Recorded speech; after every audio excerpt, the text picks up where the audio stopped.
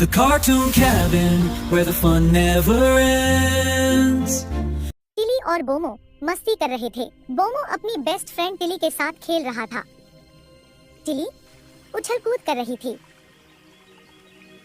लेकिन अचानक एक भयानक परछाई उन पर पड़ी। जंगल में गहरा सन्नाटा छा गया। भयानक आवाज के साथ वो सीधे टिली की तरफ झपटा और एक झटके में उसे पकड़ लिया। बोमो कुछ समझ पाता इससे पहले ही वह काला जानवर टिली को लेकर जंगल में भाग गया। टिली मुश्किल में थी और उसे बचाने की जिम्मेदारी उसकी थी। बोमो ने तुरंत अपनी सुपर पावर्स को एक्टिवेट किया और वो पूरी स्पीड से जंगल में उस काले जानवर का पीछा करने लगा। लेकिन जैसे जैसे बोमो आगे बढ़ रहा था, जंगल अंधेरा और रहस्यमयी होता जा रहा था। रास्ते में लताएं अचानक जमीन से उठकर उसे पकड़ने की कोशिश कर रही थी, लेकिन बोमो ने अपनी ताकत से उन्हें चीर दिया और आगे बढ़ता गया। वह पूरी ताकत से दौड़ा, लेकिन अचानक जमीन उसके नीचे से खिसक गई और बोमो एक गहरे गड्ढे में गिर गया। गड्ढा कांटों और चट्टानों से भरा था और ऊपर चढ़ना बेहद मुश्किल था। उसने अपनी आंखें बंद की, गहरी सांस ली और अपनी सुपर पावर्स को महसूस किया। उसका शरीर फिर से नीली रोशनी से चमकने लगा और उसने एक जबरदस्त जंप लगाई।